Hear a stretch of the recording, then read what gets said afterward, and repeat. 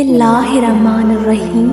شروع رب ذوالجلال کی ذات سے جو تمام دلوں پر راج کرتا ہے اور عظیم الشان ہے۔ محترم ناظرین، السلام علیکم ورحمۃ اللہ وبرکاتہ۔ حاتم طائی کی سخاوت کا واقعہ۔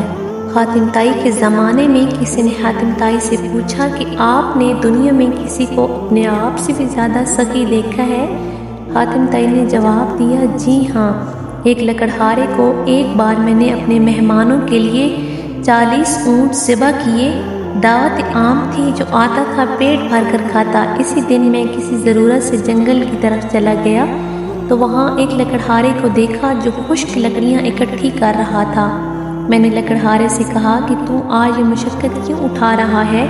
حاتم طائی کے گھر کیوں نہیں جاتے؟ وہاں تجھے بہترین کھانا ملے گا۔